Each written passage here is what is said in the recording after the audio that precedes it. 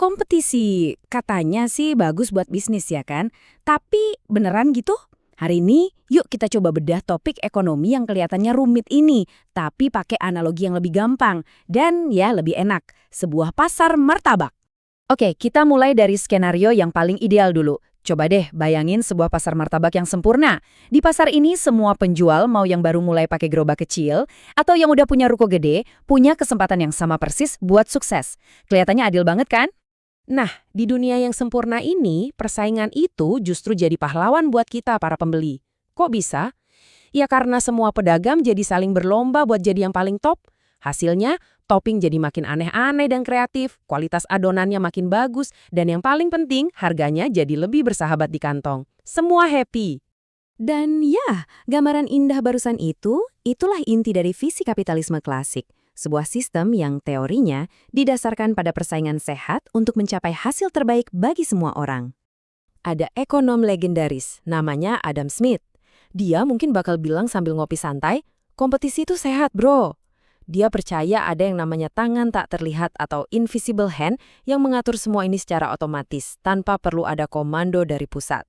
Jadi, si tangan tak terlihat ini kerjanya gimana? Gini deh, kios martabak yang rasanya paling juara, otomatis bakal paling rame kan? Nah, kios sebelahnya lihat itu, terus dia jadi kepancing buat inovasi. Mungkin bikin topping baru atau ngasih layanan lebih cepat. Pasarnya ngatur dirinya sendiri. Semua jadi terdorong buat jadi lebih baik. Keren ya? Tapi ya, seperti yang kita tahu, nggak semua orang setuju kalau gambarannya seindah itu. Selalu ada sisi lain dari koin. Nah, di sini nih perdebatan serunya dimulai. Di satu sisi ada Adam Smith yang bilang kompetisi itu bagus buat semua. Tapi dari pojokan ada pemikir lain, Karl Marx, yang nyeletuk. Itu cuma bikin yang kaya makin kaya. Menurut dia, ujung-ujungnya penjual martabak yang modalnya paling gede bakal makan yang kecil-kecil. Dan seakan perdebatan klasik ini belum cukup, di era modern ini muncul pemain baru yang kekuatannya, wah, luar biasa besar. Siapa sih pemain baru ini? Kita sebut aja aplikator atau platform digital raksasa. Anggap aja mereka nih bos pasar baru yang super berkuasa. Mereka bisa seenaknya bikin aturan baru yang rumit, tiba-tiba naikin biaya layanan tanpa permisi. Nah, pedagang martabak kita gimana? Yah, mereka cuma bisa pasrah, nggak punya daya tawar sama sekali. Nah, ketika ada kekuatan segede ini, tapi nggak ada yang ngawasin, persaingan yang tadinya sehat bisa langsung berubah jadi mimpi buruk, terutama buat para pemain kecil. Salah satu jurus andalan mereka itu namanya predatory pricing. Gampangnya gini, mereka jual martabak rugi-rugian, murah banget. Tujuannya cuma satu, biar semua kios lain bangkrut. Begitu semua saingan tumbang, baru deh harganya dinaikin setinggi langit. Dan ini bukan cuma omong kosong atau teori doang loh. Praktik kayak gini punya dampak yang bener-bener nyata dan ngerusak buat bisnis-bisnis kecil di sekitar kita.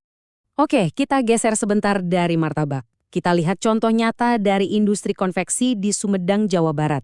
Mereka ini kena pukulan telak gara-gara serbuan tekstil impor super murah yang dijual jor-joran di platform digital. Coba lihat angkanya. Lebih dari 2.300 UMKM konveksi di Sumedang kena dampaknya. Itu bukan cuma angka loh, itu ribuan keluarga yang hidupnya bergantung dari sana. Dan produksinya anjlok, sampai 80%. Bayangin.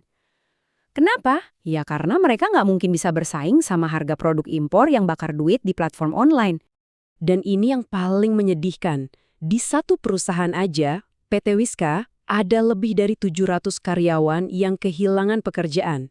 Ratusan keluarga kehilangan pegangan hidup. Jadi kebayangkan gimana rasanya jadi mereka, frustrasi, gak berdaya, persis kayak quote ini. Lah kita ini jualan martabak apa main tebak-tebakan aturan sih?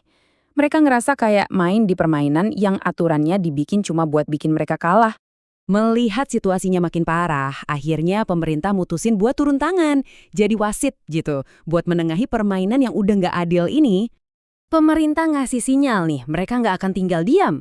Lewat pernyataan ini, mereka janji mau bikin arena bermain yang lebih adil karena mereka sadar kalau UMKM dan produk lokal butuh banget dilindungi. Rencananya ada 3 langkah utama. 1. Biaya platform yang selama ini mencekik bakal diatur. 2.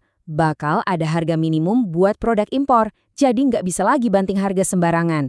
Dan yang ketiga, ini penting banget di zaman sekarang, algoritma di platform online nggak boleh lagi mengubur produk-produk lokal kita. Oke, aturannya udah mau dibuat. Pertanyaannya sekarang, apakah ini beneran bakal bikin pasar kita jadi lebih baik ke depannya? Jadi, untuk menutup semua ini, yuk kita balik lagi ke analogi pasar martabak kita. Karena pada akhirnya, yang dipertaruhkan itu lebih dari sekedar bisnis. Dan inilah pertanyaan besarnya. Dengan aturan main yang baru, apa beneran pedagang martabak kecil kita bisa bersaing di lapangan yang sama dengan para bos pasar raksasa? Ataukah ini cuma mimpi? Jawabannya, ya cuma waktu yang bisa membuktikan.